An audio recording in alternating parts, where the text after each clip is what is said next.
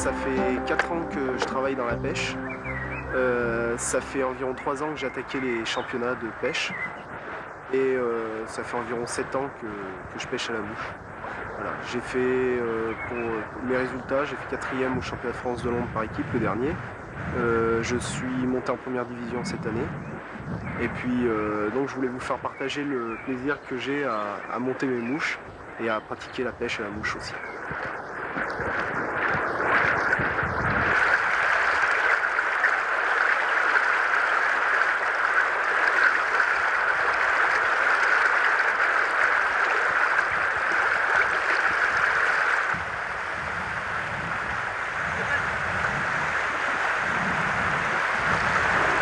On prend beaucoup de plaisir à pêcher à la mouche, mais on peut aussi prendre beaucoup de plaisir à les monter.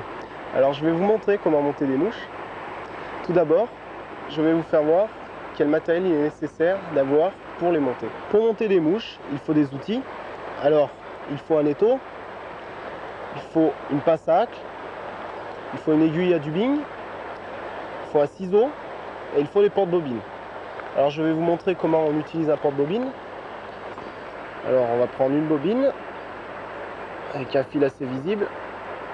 Alors tout d'abord, on positionne la bobine comme ça et on fait passer le fil dans le petit orifice avant d'aspirer. Et on aspire comme cela. Voilà. Et le fil est passé. Voici une petite caisse pour débutants qui contient alors des hameçons, quelques bobines, fil de cuivre, fil de plomb pour monter des nains si on veut, un petit peu de dubing, quelques chenilles ici, la personne pêche en réservoir pour monter quelques petits streamers et quelques coups de coque. Là c'est des coups de coque indiens.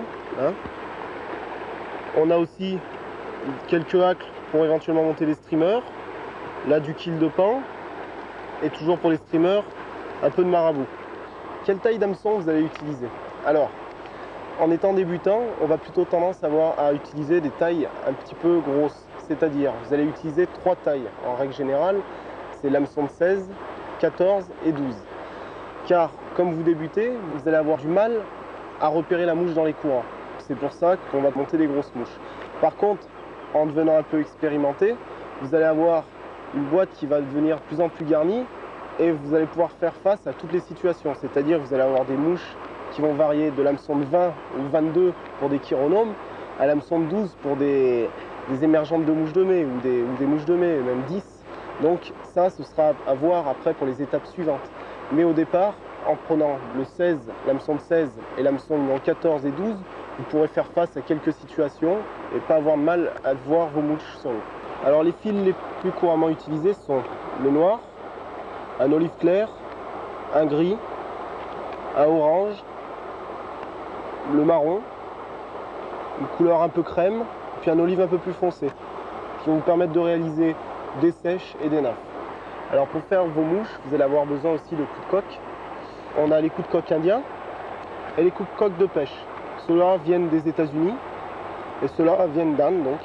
Alors la différence au niveau qualité, c'est qu'un coup de coque indien a une quantité de plumes bien inférieure à celle d'un coup de coque de pêche américain. Hein. Par contre aussi, on a une plume qui est bien moins nerveuse et qui a bien plus de duvet au niveau d'un coup de coque indien. Par contre, sur un coup de coque de meilleure qualité, donc de type américain, on a une plume qui est bien plus longue, plus nerveuse, et qui a bien moins de duvet, donc on a une grosse partie utilisable, un rachis très très fin. Par contre, au niveau des couleurs à utiliser, donc enlevant ce jaune qui a été mis comme ça par hasard, on a des couleurs importantes qui sont du noir, du gris, éventuellement une couleur un peu blanc crème, et puis un roux. Avec ça, on va pouvoir à peu près, avec 4 couleurs, on va pouvoir faire à peu près toute la gamme de mouches qu'on veut. Si vous êtes débutant, vous n'avez besoin de rien d'autre. Par contre, si vous voulez aller pêcher en réservoir ou au streamer, vous allez éventuellement avoir besoin pour les monter de marabouts, de chenilles, éventuellement de hacks et d'hameçons un peu supérieurs. de taille numéro 8, 6, éventuellement 10 tiges longues. Pour commencer, je vais monter une araignée, un montage très simple qui est très efficace aussi. Alors en fait, l'araignée, c'est le nom en quelque sorte d'un montage, hein. C'est le montage le plus simple à réaliser quand on est débutant. Alors tout simplement en variant les couleurs des corps et des hacks qu'on va tourner et des tailles d'hameçons, on va pouvoir imiter plus ou moins différentes espèces de mouches existantes.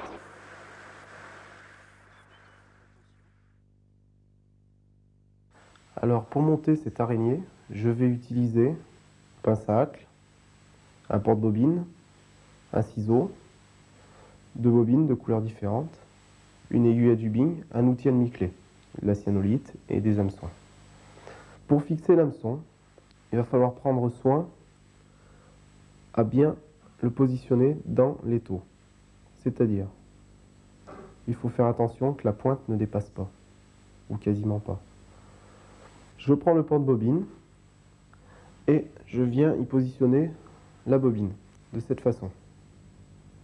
Voilà, aussi simplement.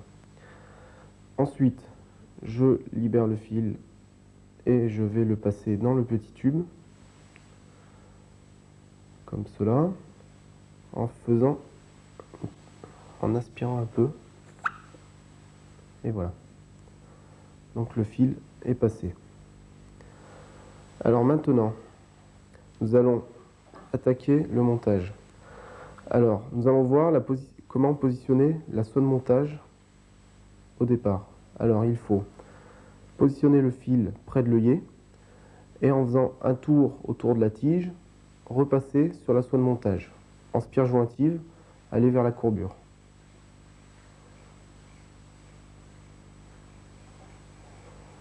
Voilà, maintenant vous coupez l'excédent. Et pour avoir un petit repère, arrêtez le fil à la hauteur à peu près de la pointe de l'hameçon. Maintenant, nous allons fixer les cercles. J'ai décidé de choisir dans ce coup de coque une plume pour réaliser les cercles. Alors, je vais prendre ces cercles de cette façon-là, en arrachant un petit toupet. Je vais légèrement le préparer et je vais le positionner près de l'hameçon. Alors, pour avoir un repère, il faut à peu près que les cercles fassent la longueur de la tige de l'hameçon. Okay. On positionne les doigts à l'arrière et on vient avec l'autre main tenir les cercles, comme cela. Après, avec la soie de montage, on va les emprisonner en faisant un tour. Deuxième, et voilà, déjà les cercles sont emprisonnés. Maintenant, en tenant toujours les cercles, bien tendus, on va les emprisonner en spire jointive, jusqu'à la courbure.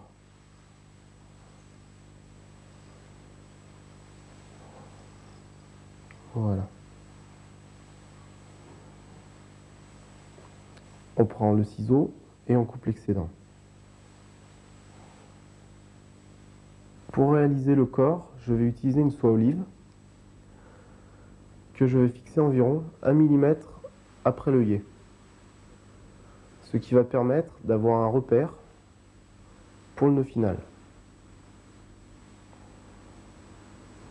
Voilà, de cette façon. Je vais couper l'excédent.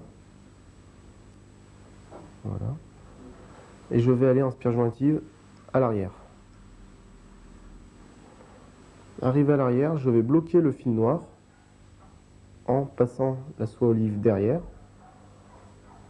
ce qui va me permettre de me libérer de ce porte-bobine. Voilà, comme cela. Je vais quand même garder environ 10 cm de fil noir qui vont permettre de réaliser un cerclage. Je vais le couper à peu près à 10 cm, voilà. Je repose le porte-bobine. Maintenant, avec la soie olive, nous allons réaliser le corps. Alors, toujours en spire jointive, il faut bien garnir l'hameçon et en faisant toujours attention que le corps soit conique, c'est-à-dire qu'il soit plus gros près de l'œillet.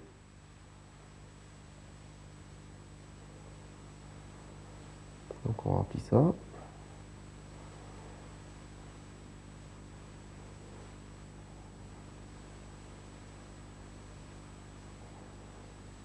Voilà.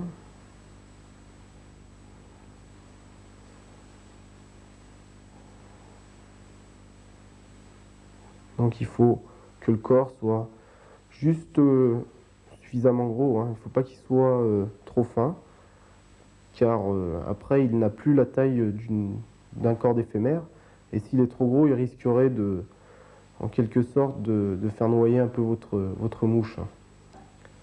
Donc c'est important qu'il soit d'une certaine taille.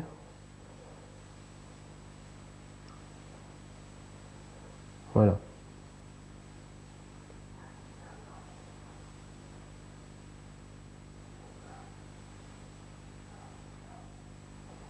Et voilà. Maintenant, je vais bloquer le fil près de l'œillet. Je vais quand même faire un petit nœud avec l'outil à demi-clé qui va me permettre éventuellement, si le fil se détend, d'avoir une sécurité.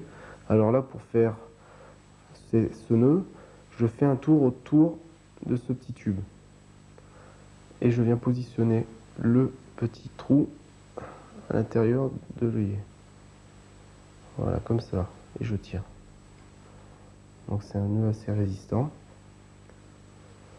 Alors maintenant, je vais prendre la soie de montage noire et je vais faire le cerclage. Légèrement écarté. Alors le cerclage permet de réaliser le côté annelé de l'éphémère.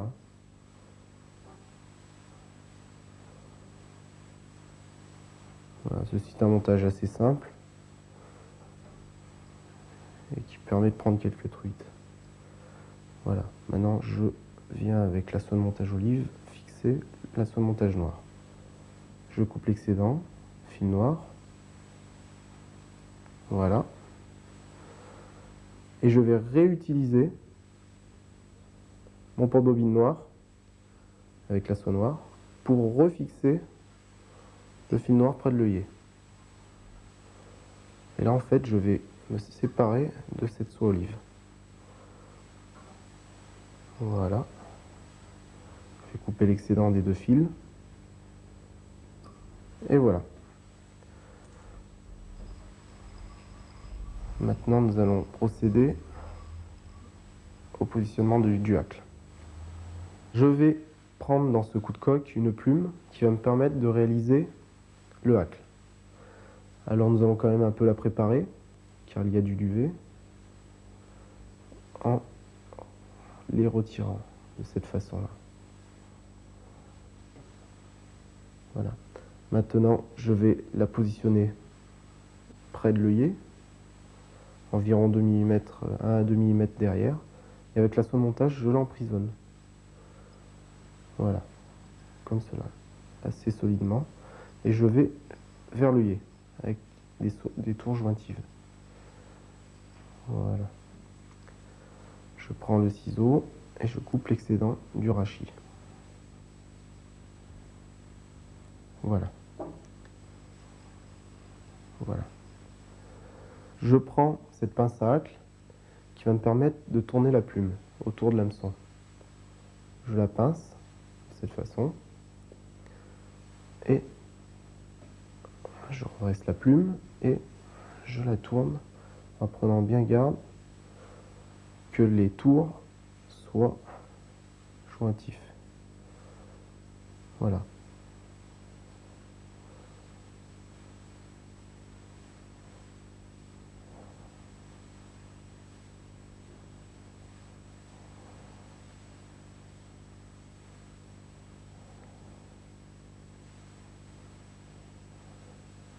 Il ne faut jamais repasser sur un tour.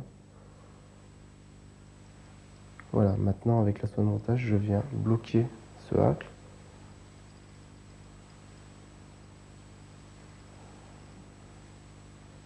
Et je rabats les fibres qui sont près de l'œillet à l'arrière. Pour finir avec un nœud final.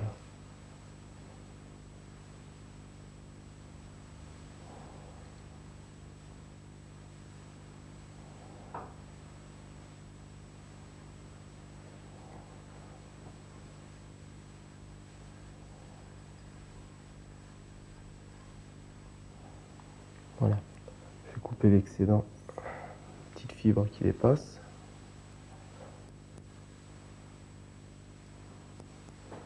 Et je vais aller prendre l'outil à demi-clé pour réaliser le nœud.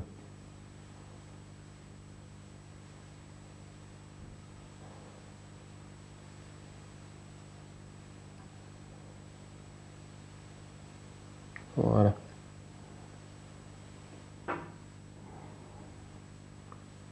Maintenant, si on veut, on peut arranger légèrement les fibres vers l'avant.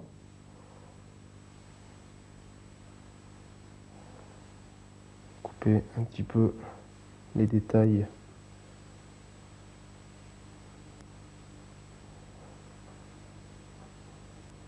des fibres qui nous dérangent.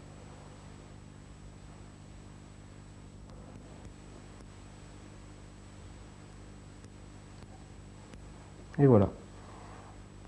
Ensuite, je mets une petite goutte de cyanolite pour dire de renforcer cette mouche.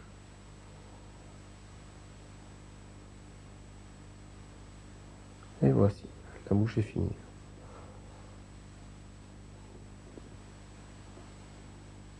Alors la deuxième mouche que je vais monter, c'est une émergente. Alors la différence avec l'émergent, avec l'araignée, c'est que l'émergente pêche juste sous la pellicule de l'eau. Pour réaliser cette émergente, je vais utiliser du quille de pan naturel, des fibres de coque pardo pour les cerques, du croupion de canard pour l'aider à flotter, et du dubbing de lièvre pour le thorax, ainsi que de la poix. Je vais prendre la soie de montage noire de 8,0 que je vais fixer près de l'œillet. Et en spire jointive, je vais bloquer l'excédent de soie. Je vais couper cet excédent et je vais positionner la soie de montage près de la pointe de l'hameçon. Pour réaliser les cercles, je vais utiliser des fibres de coque pardo. Je vais les arracher de la façon que l'on a vu tout à l'heure. Voilà, qui est fait. Et je vais les positionner sur l'hameçon en faisant attention que les fibres soient à peu près de la longueur de la tige, ce qui est le cas. Maintenant, avec la soie de montage, je viens les emprisonner en faisant 2-3 tours. Je coupe l'excédent des fibres. Voilà. Et en gardant bien tendu les cercles, je vais, en spire jointif, retourner près de la courbure de l'hameçon.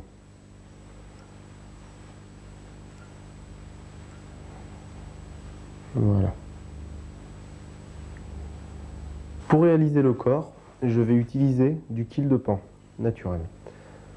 Alors, je vais prendre une fibre en la coupant à l'aide du ciseau. Voilà. Et à l'aide de la salive, je vais l'humecter, car c'est très sec et ça casse très facilement. Alors, après, on va la positionner près de la soie de montage, au bas du corps, de façon que le côté blanc du quille de pan soit près de l'œillet et le côté noir près des cercles. Avec la soie de montage, nous allons bloquer le quille de cette façon, en l'emprisonnant et hop, en le laissant tourner autour de l'hameçon. Ensuite, on ne s'en occupe plus, on prépare un corps, un sous-corps, toujours conique, donc légèrement plus gros près de l'œillet.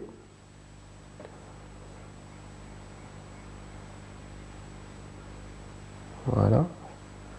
Donc cette fibre de quille de pan permet de réaliser des corps très réalistes. Voilà, voilà. Voilà qui est fait. Je prends la cyanolite que je vais mettre sur le corps, ce qui va me permettre de coller au fur et à mesure que je vais tourner le kill de pan, de le coller sur le corps. Donc après, on prend le corps, le kill de pan, et on le tourne en y allant très doucement, de façon jointive, de façon que les spires noires apparaissent.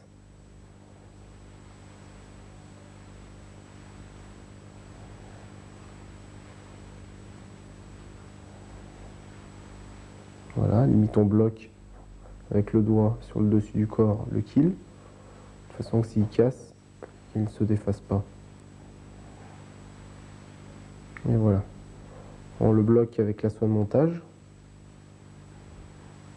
comme cela. Et on vient prendre le ciseau pour couper l'excédent. Voilà. Maintenant, nous allons faire le dubbing qui va nous permettre de réaliser le thorax. Je prends la poix qui va me permettre de coller les fibres de lièvre sur le fil. Alors en y allant tout doucement, on en met sur le fil. Il ne faut pas trop appuyer car sinon ça fait des gros pâtés. Et je prends la boîte à dubbing pour réaliser ce dubbing. Alors, on va utiliser du lièvre de couleur gris. Alors on s'y prend de cette façon.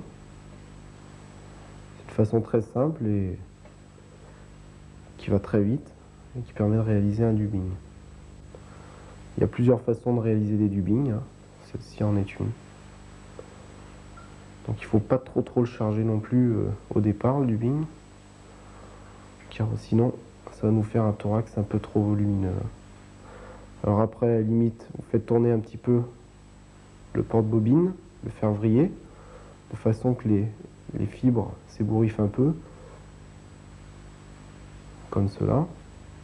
On le bloque, et après, on le tourne, en faisant bien attention de faire un beau thorax. Une belle boule de dubbing, en fait.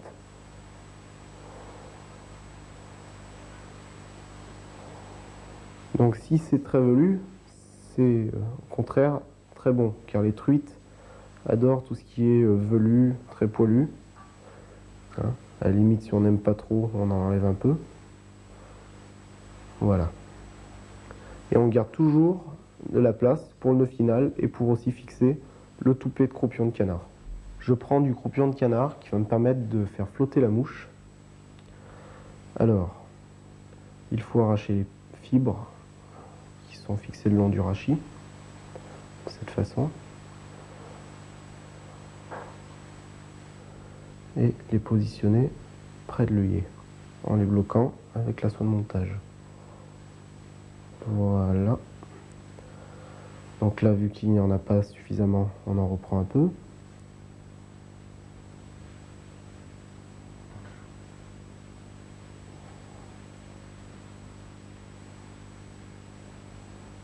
Voilà. On vient y positionner encore près de l'œillet.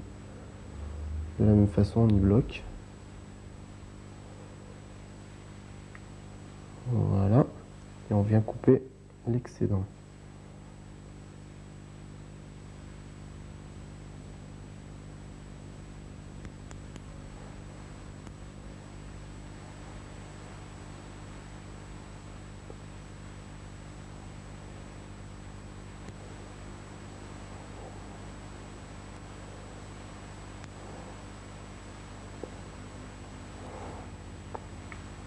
Voilà.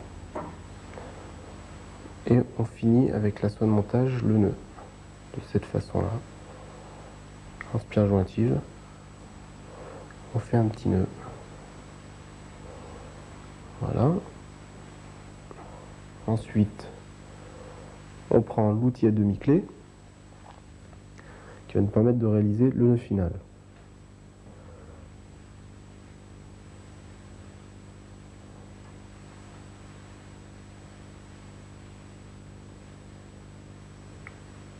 Voilà. On coupe l'excédent de soie de montage noire. Je prends la cyanolite pour la finition du nœud. Alors il faut y aller tout doucement, car sinon ça remonte le long des fibres du croupion. Et je vais couper aussi, pour finir tout ça, le croupion de canard. Voilà. Avec l'aiguille à du bing, nous allons repercer un peu l'œillet, permettre de mieux passer le fil au bord de l'eau. Voilà. Fignoler un petit peu et le montage est fini.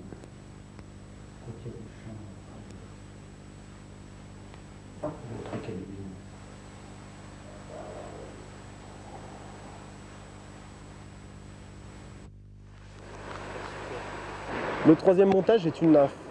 Alors, contrairement aux deux modèles que l'on vient de voir, qui étaient des mouches pour pêcher en surface, la nymphe est une mouche qui pêche sous l'eau. Quand on est débutant, c'est vrai qu'il faut commencer par la mouche sèche, il vaut mieux éviter la nymphe, mais c'est un stade important, car en fait, des truites se nourrissent quasiment la majorité sous l'eau.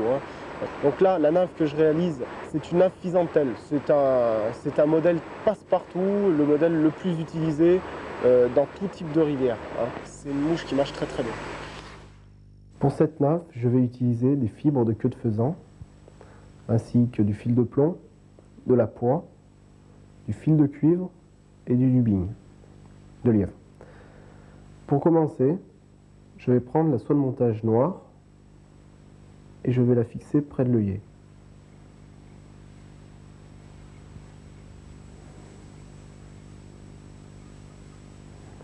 Je vais couper l'excédent de fil noir. Voilà. Et je vais positionner ma soie de montage noire près de la pointe de l'hameçon. Pour réaliser les cercles, je vais utiliser des fibres de queue de faisan. Alors je vais en prendre environ une dizaine de fibres. Je vais les découper au ciseau, voilà.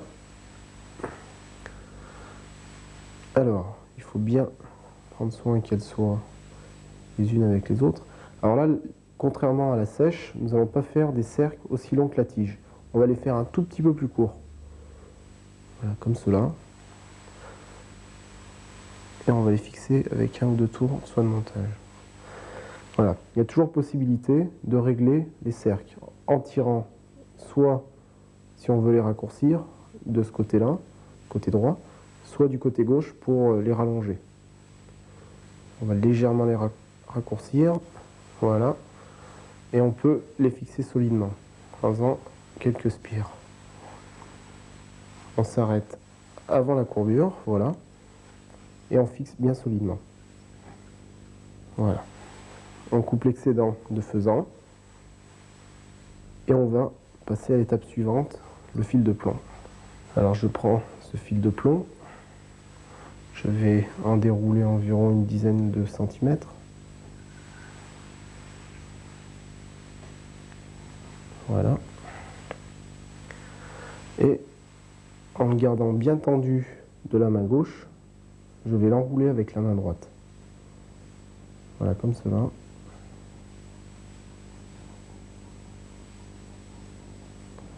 Je laisse environ un petit millimètre avant l'œillet, de façon que je puisse réaliser mon nœud final sans avoir de problème de fibres qui me gênent dans l'œillet.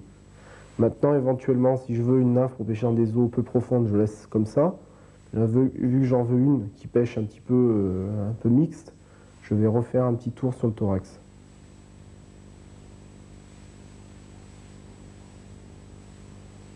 Voilà, on va servir du ciseau.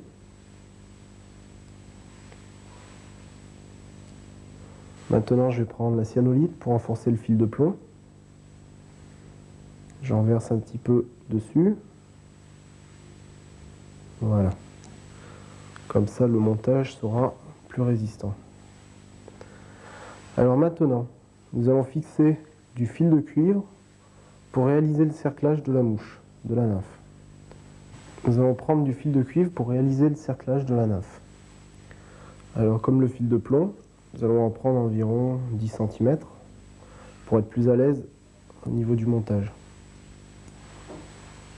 Voilà.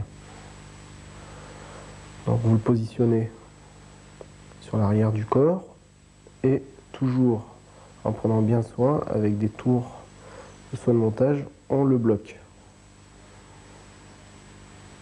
Voilà, on le bloque presque jusqu'au thorax. Voilà.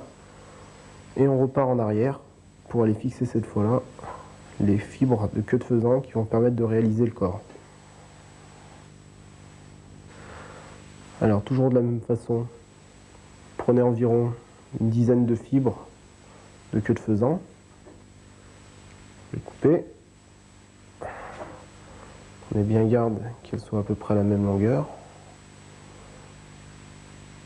on les prépare un petit peu comme ça, et on vient les positionner à l'arrière du corps en les fixant avec un tour de soin de montage. Voilà, comme cela. On les fixe bien. Et on les garde, hein. On ne coupe pas l'excédent, ça nous permet de faire un sous-corps, de grossir un peu le corps. Hein. Ça évite de faire trop de tours de soin de montage. Là, on revient un peu en arrière pour bien y fixer. Voilà. Maintenant, on va reprendre de la cyanolite, en repasser sur le corps pour dire de renforcer ceci.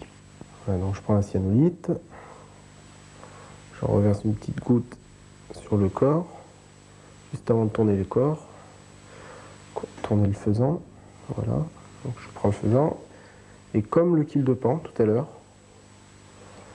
nous allons le tourner. Alors là ça gêne un peu, voilà.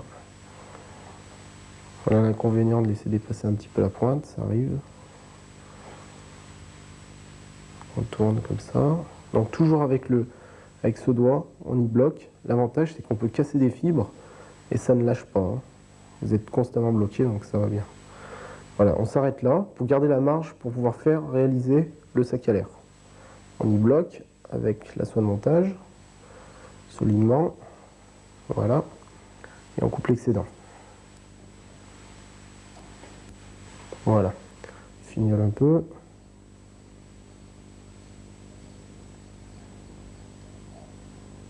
Voilà.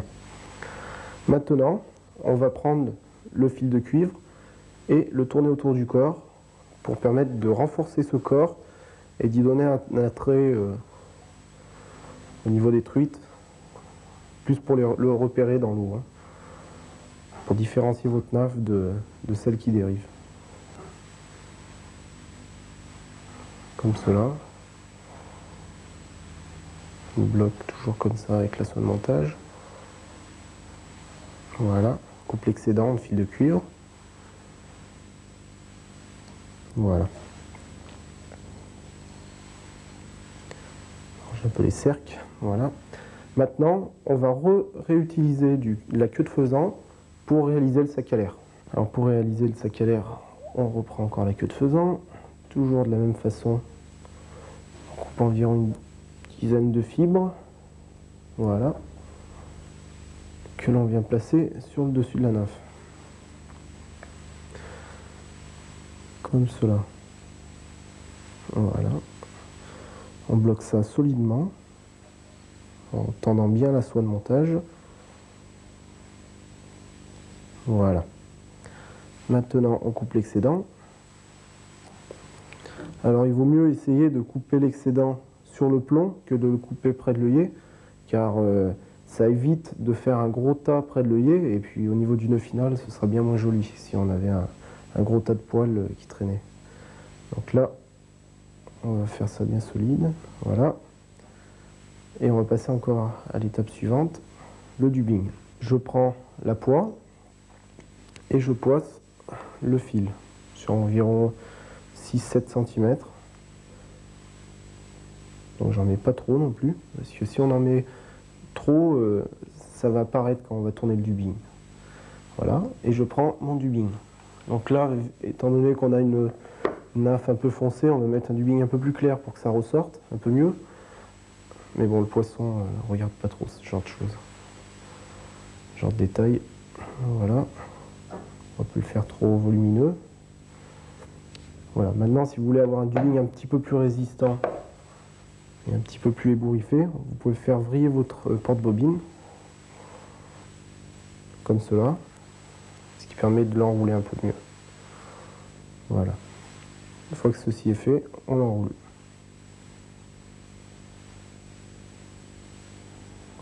Il vaut mieux mettre pas assez de dubbing que trop, car l'avantage c'est que si on en a pas assez, on peut toujours en refaire pour en remettre un. Si on en a trop, c'est toujours gênant. Donc là, ça convient pas mal. Joli. Voilà. Et maintenant, on va rabattre le sac à l'air. Donc il suffit de prendre les fibres, de les rabattre de cette façon. Et avec la soie de montage, on emprisonne les fibres, toujours de la même façon. Voilà, comme cela. On peut enlever les petits poils qui traînent, voilà.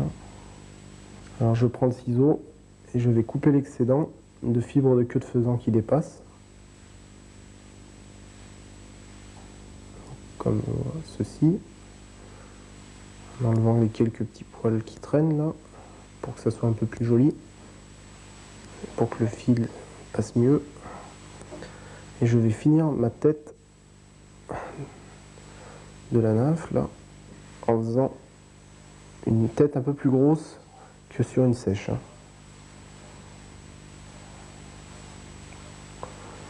Voilà. Ceci est fait. Je vais couper encore les petits poils qui dépassent là, à droite et à gauche. Voilà. Pour le nœud final, je vais utiliser l'outil à demi-clé.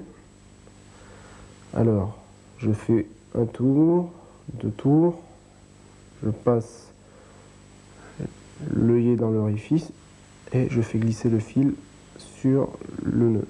Voilà, comme ça. Et je coupe l'excédent. Voilà. Je prends la cyanolite pour consolider le nœud final. Alors j'en verse une toute petite goutte minuscule sur l'œillet, sur le nœud. Je la repose et pour finir le montage, je prends l'aiguille à dubbing, je débouche l'œillet comme cela et à la limite, si on veut, on peut légèrement ébouriffer un peu le dubbing, c'est-à-dire d'avoir une nymphe un peu plus velue sous le dessous, qui va plus imiter des pattes de nymphe. Voilà, comme cela. Donc la nymphe est finie.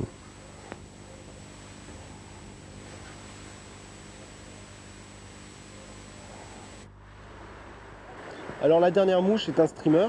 Hein. C'est plutôt un leurre qu'une mouche, on va dire. Et ce leurre, je le déconseille quand même aux débutants. Dans le sens que quand on débute, on n'a pas forcément envie d'investir dans une soie plongeante ou dans un peu du matériel un peu sophistiqué. Donc c'est vrai que c'est pas une pêche à utiliser dès le départ, mais bon, il faut quand même savoir monter un streamer, dans le sens que si vous allez pêcher en lac de montagne, en réservoir, vous avez toujours moyen de prendre des poissons au streamer. Puis c'est sympa hein, comme pêche. Donc il fallait le faire, on l'a monté. Pour réaliser ce streamer, je vais utiliser une pince coupante pour couper la petite chaînette qui se trouve là, de la chenille, une orange, une noire, un hacle pour monter des streamers, couleur noire, et du marabout orange. Alors je vais, toujours de la même façon, fixer ma soie de montage près de l'œillet. Voilà, comme cela. Je vais couper l'excédent. Voilà, qui est fait. Et en faisant quelques spires, je vais me positionner à l'arrière, à peu près à la hauteur, toujours, de notre pointe. Pour réaliser cette queue, je vais prendre du marabout orange. Alors, je vais arracher quelques fibres, de cette façon. Voilà. Je vais même m'aider un petit peu d'un ciseau pour que ce soit plus simple. Voilà. Et je vais les positionner à l'arrière de ma tige. Comme cela. Voilà. Vu qu'il n'y en a pas assez, je vais en reprendre.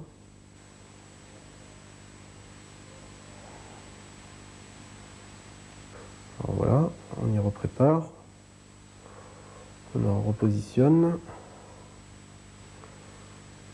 et on le fixe. Je vais en remettre une dernière fois. Voilà. Toujours les préparer de la même façon. Voilà, et je la refixe à l'arrière. Voilà. Voilà. Je vais couper un peu l'excédent qui me gêne. Je vais y fixer d'abord solidement, en avant à l'arrière, en faisant quelques spires. Et je vais m'arrêter avant la courbe de l'hameçon. Voilà, à cette hauteur. Maintenant, avec le ciseau, je vais un petit peu en enlever, en laissant toujours quand même. Ça va me permettre de faire un sous-corps. Car là, maintenant, je vais revenir à l'avant.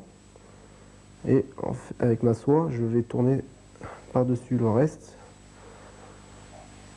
pour tout simplement grossir le corps. Ceci, bien sûr, ne va pas apparaître à la fin du montage. Et ça vous évitera de faire un grand nombre de tours de soie de montage ou de prendre une soie floche pour garnir le sous-corps. Voilà. Maintenant, éventuellement, vous avez la possibilité à l'aide du ciseau de raccourcir légèrement la queue pour qu'elle soit plus volumineuse. De cette façon, vous prenez la queue et vous la coupez un peu. Et ça vous fait une queue un peu moins longue et tout de suite plus ébouriffée. C'est pas gênant. Voilà.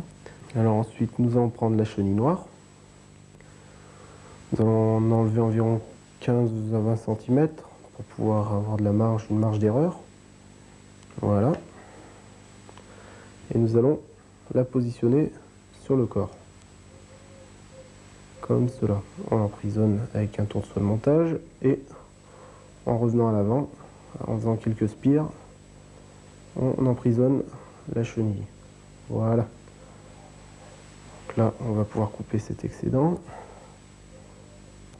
Voilà. On retourne encore une fois à l'arrière pour fixer le hacle de couleur noire. Donc je le prends. Je vais le préparer un petit peu en enlevant un petit peu le duvet qui traîne sur le bas de la plume. Comme cela. Voilà. Je vais écarter les fibres du hacle, car nous allons la tourner, cette plume, d'une façon un peu différente. Alors attention, ça c'est une façon de tourner un hacle qui va vous permettre de monter des noyers avec des plumes de perdrix, etc. Voilà. Donc une fois préparé, on peut s'aider du ciseau pour découper un petit peu les fibres, pour venir positionner la soie de montage. Voilà. Alors attention, la forme du hacle est légèrement arrondie.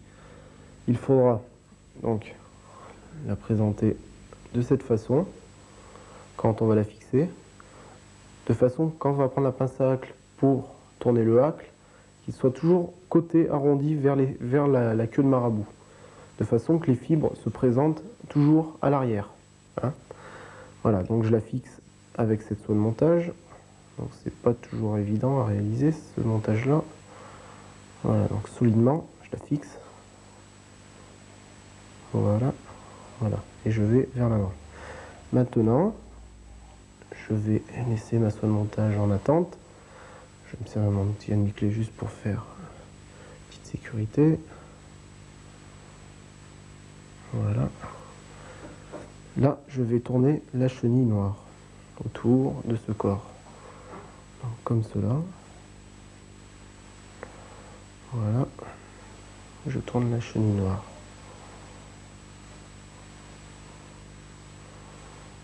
Voilà.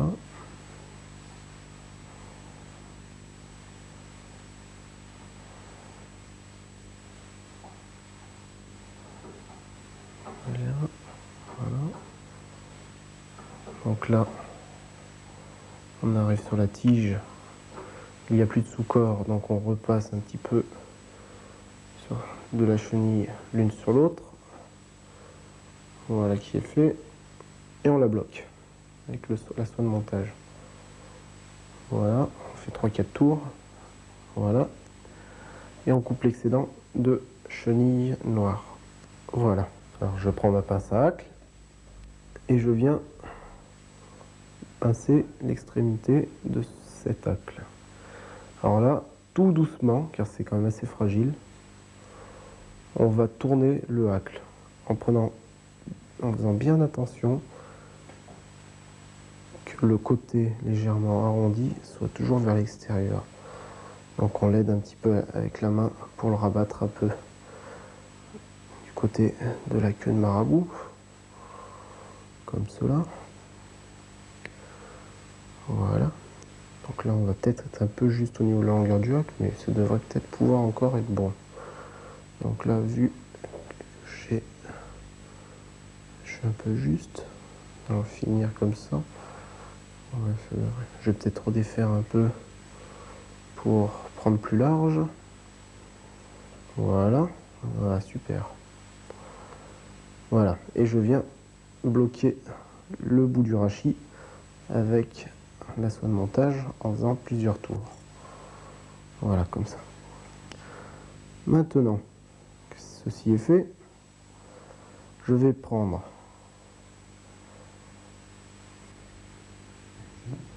ma petite pince coupante qui va me permettre de couper un peu de chaînette. Donc ça c'est la chaînette de lavabo, hein, aussi simplement. Et je vais m'en couper 2 petites billes, comme cela. Ceci étant fait, on présente les yeux comme cela, c'est-à-dire, vous voyez, on les présente droit devant nous. Hein. L'avantage que ça, c'est que tout simplement, en le fixant, c'est plus simple. On fait 2-3 tours, et en tirant dessus, ça va se présenter tout seul, hop, sur le côté, comme cela, vous voyez. Ça se présente tout seul. Après, on n'a plus qu'à consolider en faisant un 8, comme ça. Je refais voir lentement, comme cela. On tourne d'un côté et on retourne de l'autre. Voilà. Si on veut un montage plus solide au niveau des yeux, tout simplement, on y verse une petite goutte de cyanolite entre les yeux. Voilà, comme cela. Besoin de beaucoup de cyanolite. Maintenant, avant de finir le montage, nous allons prendre une petite chenille, ultra chenille, de couleur orange. Voilà, je vais prendre une chenille ultra de couleur orange fluo pour réaliser la tête. Voilà, une chenille un peu plus fine qui conviendra bien pour faire une petite tête. Je coupe environ 10-15 cm et je la fixe à l'arrière des yeux. Donc comme cela. Voilà, donc solidement, je fais 2-3 tours. Ce qu'il faut savoir, c'est que c'est un streamer de réservoir qui peut aussi pêcher éventuellement en rivière. Et au niveau des réservoirs, les associations de couleurs noir et orange sont quand même assez efficaces. Hein.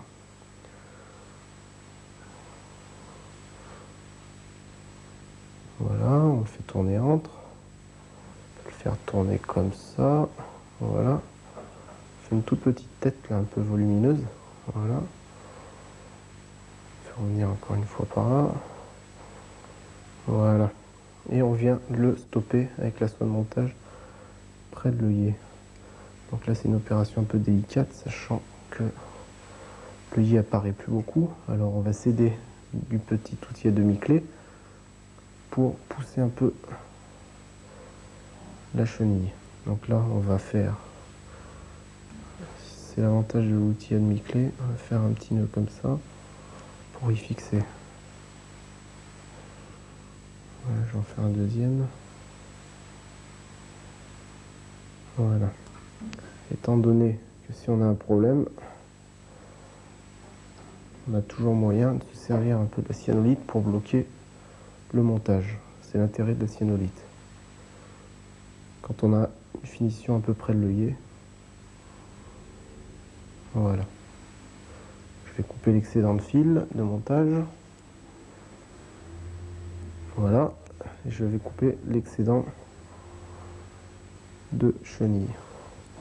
Et voilà, ce petit streamer est un très bon streamer de réservoir qui a l'avantage de faire de bonnes vibrations grâce à ce hacle et ondule très bien grâce à cette queue.